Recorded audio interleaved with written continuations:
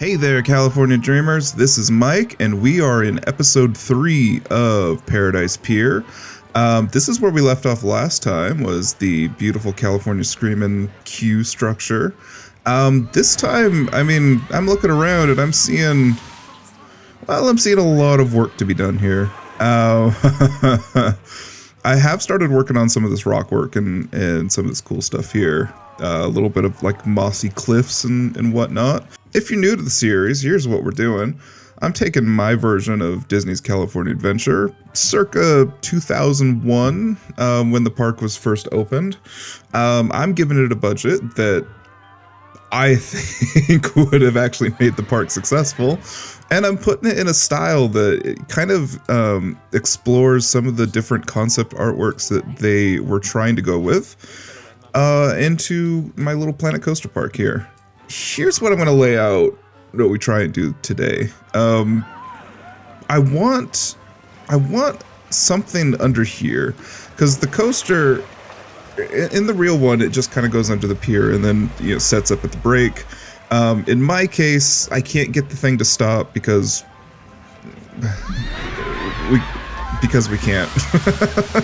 Because we can't have stopped blocks. So I can't do that. So what I did want to do though is kind of set up a little scene here. You see the wave that rushes all the way down the track? Well, initially with California Screamin, you were supposed to have a wave come at you, or in some iterations of the concept artwork, you were supposed to be riding a wave. So there's a wave machine underneath. If I look above here, over here would be where like Avalon Cove is, and or the Lamplight Lounge, I guess is what it's called now. Underneath it, and this is why the pier goes over, there's wave machines hidden underneath, and it's supposed to generate a wave aiming at the coaster.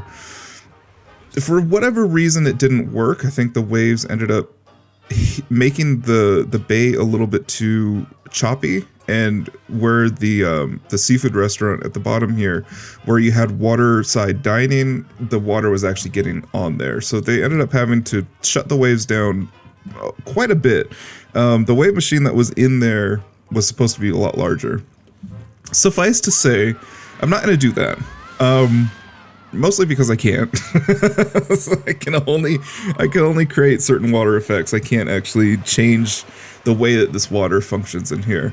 So in here, I kind of want to make a little grotto scene, maybe like a wave. In a certain point in the music, a wave splashes up, or kind of giving you an idea that beyond is like the open ocean. Even though when you come out here, you obviously see that there's lagoons and there's an edge to the water. But regardless, I think it would be really cool to just kind of have a little under the pier, like rocky scene. So you're kind of going into one of these little sea caves. And then here is what I have planned for the queue. And I've thought about this for a while. This turnaround kind of does no good where it is, because it's just kind of out in nowhere. Nobody sees it. So what I want to do is I want to get this queue over here, and I want to put one level going this way, and then turn it around and make the next level, the inside level, start to follow the actual like elevation of the track. And I'll have to change this a little bit because this turn is a little steep. But I want it to basically kind of just go down into and underneath this bridge here, which will then go into like some sort of cave or some sort of rocky facade. That's what we're gonna try. And then in the middle, probably some palms and some simple greenery. Wouldn't be too hard to take care of. Wouldn't have to handle it too much. No flowers or anything like that. And then on the outside, I think I've always pictured that this queue needs more rock work. Just it needs more of that coastal influence. So I think surrounding it with rocks would be really cool. All right, so I'm not working on the coaster yet. I wanted to get some of this detailing done, and I really like what I came up with here. It kind of has a little bit of that vintage charm. It's got the vintage poles in it. And then some of the spooky lamps for some extra globage. But yeah, it's similar to kind of how the one in Paradise Pier actually looks, except it's not garishly aqua and metallic and stuff like that. It still has some cool materials to it. And then I like this little image here. I got that pattern off of some site, I can't remember now exactly. But then I just changed the colors up a little bit, and I might change it. I might actually make that an actual banner for Paradise Pier. But for now, it looks pretty good. And then I've got a taller version because over on the boardwalk, there's string lights all the way across, and they string them from pole to pole to pole to pole, and it makes this cool like little diagonal triangle thing. And I wanted to do that here, but I had a few problems. I had to raise the center post up so that it could actually attach. Otherwise, it's very, very squat here. And then also I needed a little box to sit these on, because again, it wasn't tall enough. I think they look really good. If I kind of head back over here, you get that view as you're walking past. This is totally what it feels like to be walking down the boardwalk in Paradise Pier, with the string lights going across. And another thing I wanted to show you guys is I use a very, very, very dark color, almost a gross mustardy color. It's because in the day, it looks like they're off and they're just being illuminated by sunlight. But at night, because they're unlit, they have a nice glow to them already. So that's an easy way to make your fairy lights look, do double duty basically. But the problem that I'm seeing here is, well, these boxes, which I can't get any smaller, are, they're poking through the pier, and I'm gonna have to block off at least this amount of height. So I was able to find a solution here by using the fences, because they're relatively small. They're about 2 meters, I think, in Planco scale. Using the open ones from Vintage, and then using the closed ones from Vintage, just turning off the diamond pattern. So you can kind of see it in there. There's a diamond pattern. And what you see is that it is completely blocked off. So that has shielded that. Kind of gives it a little bit. I mean, it's not. let's be honest. It's not what a California boardwalk would do. It's a little more wooden metal than it needs to be. But I kind of like the aesthetic, and I'm gonna go with it. Another thing I added were these really cool benches. Now, these benches don't exist as this complete kind of thought. This is that vintage bench traditional. And then what I did is I put some of the Western signs behind it to give it a little bit of cool interest. So you've got a different color going on there. You can see here also I've started landscaping this little rock face here, and I'm trying a few different ideas. Here's the look I'm going for. In California, there is this plant called ice plant, and it hugs the cliffs of the ocean. And it's almost like succulent texture, and it's got a bright magenta pinkish flower. The only way that I could figure out how to do that was with the roses. And so when you step back, the colors seem to blend a little bit better. I mean, when you zoom in close, you can see that obviously I'm trying to use roses, but there's this kind of like silvery blue with this really, really harsh magenta. And then trying to use the seaweed, because it's the closest thing I have to something strappy and kind of succulent in texture. Like, I know what this plant is supposed to be in my mind, but I don't have enough to actually use, you know, in Planco's arsenal. I don't have enough to actually turn it into what I want, so the seaweed kind of turned upside down and sunk a little bit. It's as long as it doesn't bend in the breeze too much, it's not too bad. It kind of gives me the feeling of grass a little bit, and especially with this really cool filter that I've got it on trip at 30%. It kind of desaturates those greens to the point where they're not so radioactive. Is that the word? Another thing I really liked about Paradise Pier and how they handled some of their really close areas is they ended up putting a big wall with some advertisements on it. And because I might change them out for actual advertisements in the future, but for now, I thought the vintage things were really cool. Just kind of added this little curved wall here so that you can see that the rockwork is pretty dang close there. And if you look behind here, yeah, it's all very tight. But this kind of adds some separation and a little bit of, it kind of gives the pier or this boardwalk a little bit of direction. The other thing that I wanted to show was this. I ended up getting this little vignette done. So we'll wait and see when another train pops by. But you can see that it is basically just rock, timbers, some concrete, and then an image in the back there that kind of gives you an idea of where the horizon line is. And it's surprisingly effective. It's a nice little scene. It doesn't really do much, but you can see there's a little wave splash there. And then the car goes launching off with a wave all the way down. It's nothing really all that special, but it's something. It's a little vignette. It's a little bit of that care that really didn't go into the original Paradise Pier. So I have rerouted the queue. I've turned off the coaster for now, but I've rerouted the queue to double up here because this should act as a FastPass line. And I'm not sure how I'm going to connect it, if it's even going to be connected or if it's just going to be a visual, because here's my issue. The priority, oh, I can't even do that, but the priority pass entrance ends up being super huge. It like takes up a massive amount of space, has that big nasty arrow. It's hard to cover up. And it's just frankly ugly. And then to connect it back is kind of a pain too.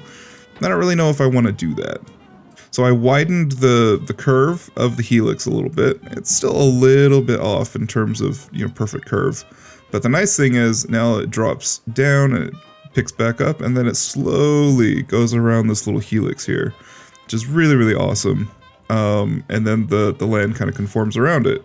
So what should happen is a elevated path goes this way, turns around at this point, and then starts heading down the slope so that it follows the train all the way down to the bottom where it's kind of like covered in rockwork, and then goes into like an underground cave. All right, we got the ride opened back up again. The queue for now is just functional. Don't pay too much attention to that. But this worked out really well. It looks exactly how I wanted it to, where as you're walking, so as you're going through the queue, you're seeing the coaster and you're seeing the people under you, and there's a lot of excitement. There'll be some music going on too, so it'll be easy to walk through. This ride pumps a lot of people through, so you're not waiting in line for that long either. You can see that the line is constantly moving. Here it's moving, and then here it's kind of moving, and then over here it's moving. And then in addition, I've got this kind of palm setup in here, and some of this, it's called the Joshua tree in the game, but I'm using it as a Dracaena, and some big date palms, because that's kind of the tree that ties a lot of this pier together. Some sago palms. There'll likely be like some sort of fence or something like that on the inside, and then a really tall fence. Like you can see, I'm really trying to visually discourage people from jumping this fence and getting onto the track, because it is fairly close. I don't know if Disney would necessarily do this. They might have a taller fence, but in this case, it's going to be, more than 3/4 of the height of the person, and then there's going to be some sort of wood cap on there. Basically, don't die fencing. The rocks on here are a little preliminary, but I'm kind of working the textures in, working the shape in. What it's going to be on the other side is just the structure itself. So this should look like fake rockwork when it's all done. I just need to kind of tighten up this back section here, because right now it just looks like a bowl of rock.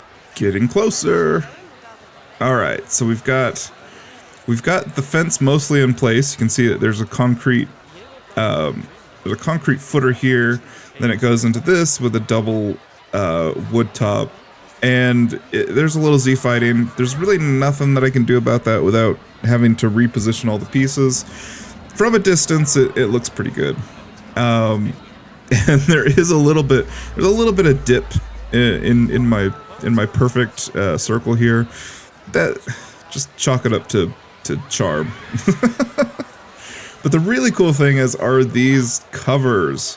And this is always something that I wanted, because the original coaster had them too, and they were kind of like big half diamonds, tacky kind of covers. So I wanted to up the value a little bit and also keep the motif. So this is that same sun motif you see in the beginning of the queue. If I jump back over here, it's the same sun motif. Mostly because it's a really easy shape. doing triangle, triangle, triangle, and then 45, that 4 triangle, ends up making a really easy shape. But it works here. And it kind of carries the same color scheme too. And then there's also a little bit of that brass in there. So there's mostly a lot of the blues, some really hot pops of blues, and then some of that brass. And that's basically the color scheme of this area. This area is by no means done. There's still a few, like this open fence here. There's still a lot of details to be done. You can see I'm messing with potential planter options here, and that's using those tombstones turned upside down. And that kind of creates a nice little transition piece between the rock work and the usable planter space.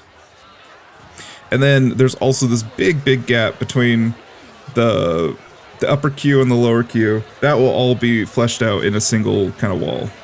And cut to, ooh, quite a big difference here now. So I've extended a lot of the idea. I liked the idea that I had with the pier, so I kept that going. I did a lot more rock work in this area too. So I kind of extended the lower end here, so that when you look overhead, you can see the bottom of the lagoon. And then there's also, I added some little wave break effects. They're random fire hydrant effects that just kind of break upon the rocks every once in a while. It's as close as I can get to wave break. There's no other way to do it. And then in this area, I've also kind of expanded on the boardwalk. So you can see a lot more of this kind of open area. And here I've started to block out what I'm going to do in the future. Probably like an ice cream stand like it is in the real park, and some sort of trinket shop over here. I wanted to include some kind of element that kind of raises the area up a little bit. So maybe a tower element here is what this cylinder kind of represents. You'll also notice I've got a launch platform. So I think in the real one it's opposite, but because I have the water effect going to the right here, I ended up putting the catwalk on the left side this time. And I think it looks really good. It's all custom. It's all custom fences. It will connect to the track at some point.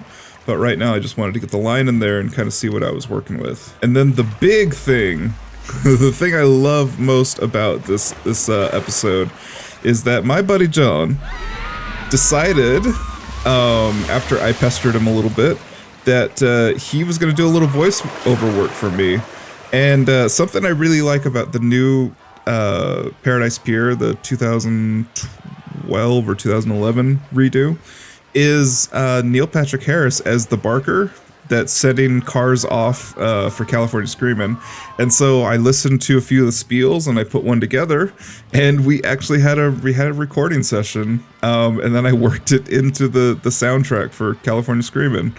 And it sounds awesome. He's really good. He's got the energy right. I just had to do a few little tweaks. I kind of upped his voice a little bit, a few pitches, so that it ended up being a little less John and a little more Barker John. Not ready? Too bad. Head back, face forward, hold on like you mean it. 5, 4, 3, 2, 1,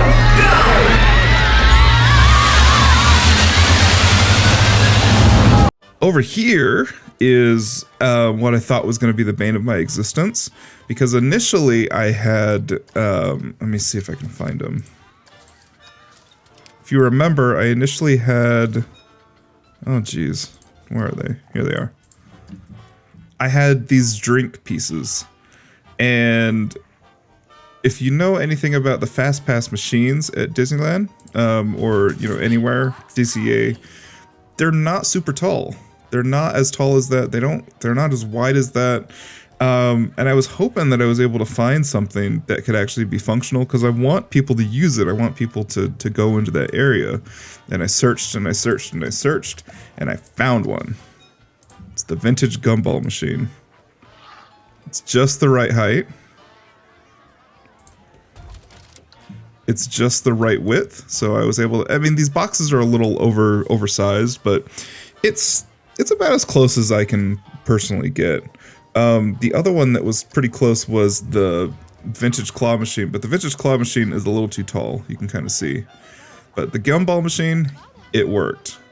So I was able to cover up the machine with, or I was able to cover up the gumball machine with some of this protective, wood stuff, and you stick your ticket in, and then a little FastPass ticket prints out, and I don't know if it drops into a cup like that. I think it just spits out, but I don't have the small enough pieces, so a cup is what you're getting.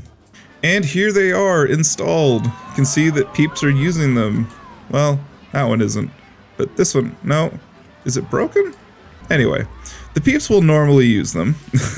I don't know why they're not using them right now, but there's about 5 of them right here. You just walk right into the area, and oh, here we go.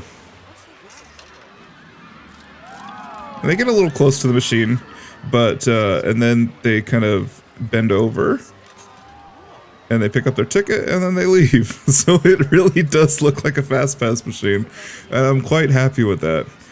The other thing I'm really, really happy with is, and something that I always wanted, Paradise Pier, it tried to take the route of an actual pier. So on the front there, you can see that there's concrete piers, and what you can also see though is that there's concrete walls.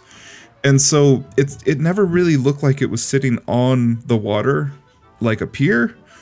So to me, since they tried that idea out and it didn't work, I just decided to go with a few different influences, and definitely one of them is more San Diego Balboa Park, and it held one of the, I don't know if it was the World's Fair or it was, I think it was just there. I can't remember, but I think it did hold one of the, I think it was an exposition grounds for the World's Fair. And so I wanted to bring some of that in there instead. And even though this area is called Paradise Pier, it doesn't really sit on a pier. It's more like a beachside park with some really cool attractions. It's definitely more in the vein of a pier by the water, or a park by the water, and not necessarily on a pier. So with that, I've taken some creative liberties, and I've added some of that Southern California ease into this area.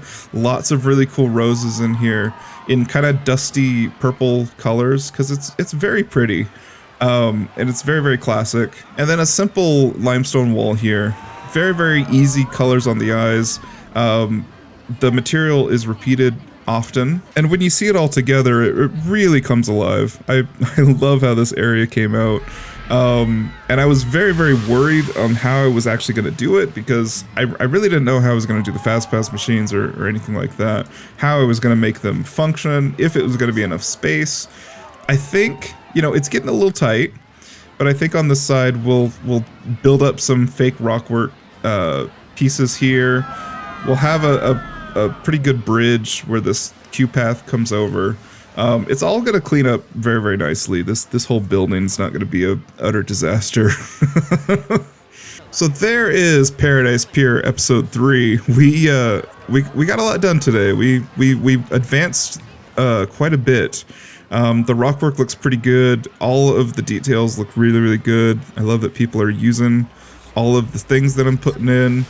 It's starting to feel pretty awesome. A lot of people have been asking, or more telling me that the coaster track needs to be changed, and I briefly thought about it. I thought that I was gonna do it. I really don't want to do it. I don't want to have to rebuild this thing.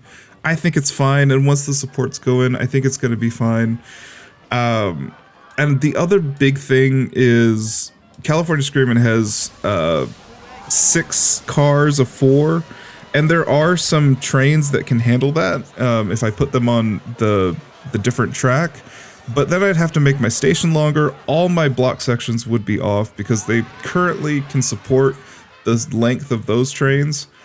And I just kind of like the look of the torque trains. I think it'd be pretty exciting to have, you know, basically nothing in front of you. There's not much car there. The only problem that I could foresee is that there is no place to store your belongings. But I think even these trains have, they have baskets. They have net baskets in them, so you can put them under your seat. So for now, unless you guys absolutely wear me down, which I hope you don't, because I really don't want to do it, I'm gonna stick with the torque track as it is, and we'll see if I get inspired or if I get frustrated enough that I rebuild it. But sometimes when working in Planco, you just don't want to have to redo things because it might not come out right the same way. It may be better, but it could also get worse, and I don't want to do that. Sorry about it. I think we'll leave it there today. If you liked what you saw, you know what to do. I hope you join us for the next episode, and I hope you have a great day. See you later, guys. Bye.